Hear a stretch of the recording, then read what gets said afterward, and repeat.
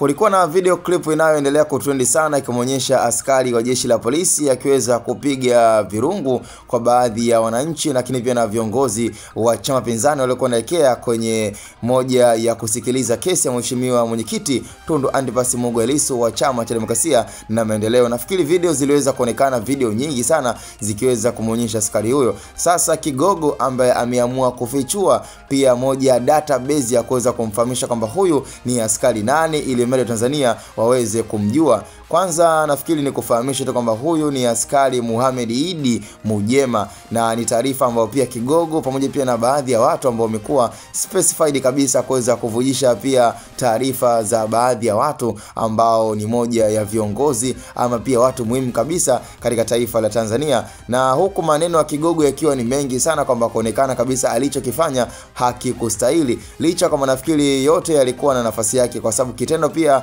cha baadhi ya vyombo vya dola ambavyo vimekuwa vikilinda usalama na amani katika eneo husika, yani huenda kilichokuwa kinafanyika hatujajua na hatukuweza kufahamu kama je hao wananchi lakini pia na viongozi wa Chadema walikuwa wakifanya na kufuata utaratibu vile ambavyo ilikuwa inatakiwa, kwa sababu huwezi kwanza tukaanza kulaumu. Ni lazima kwanza tuanze kujua kwamba je waliingia kwenye ustaarabu na lugha ambazo zilikuwa ni sahihi kabisa kwa vyombo vya sheria na dola, ili mradi kuweza kufahamu ni kwa sababu gani ambayo ilimfanya pia askari Mohamed Idi Mujema kuweza kufanya kile alichoweza kukifanya. Tunaamini kabisa kwamba kwa vyombo vya sheria vimekuwa vikifanya hivyo baada ya kuona kuna usumbufu. Yani kwa askari hawezi akafanya vile kama hakuna usumbufu. Yani kama ukiambiwa kitu fulani ondoka,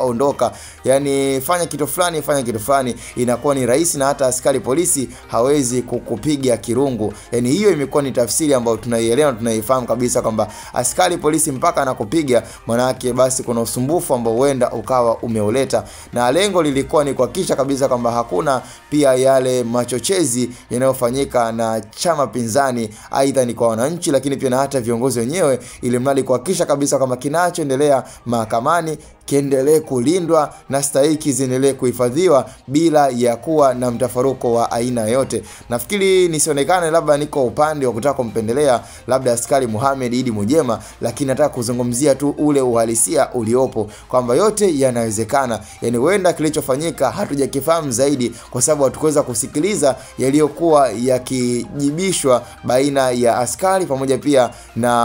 wananchi waliokuwa wanataka kwenda kuweza kusikiliza kesi ya mwenyekiti Tundu Antipas Mugwa Lissu, na ndio maana tunashindwa kupata majibu kwamba je ilikuwa ni sahihi kwa askari kumfanyia vile ama haikuwa sahihi kuweza kufanya kitu kama kile. Cha msingi tukutane kwenye upande wa comment.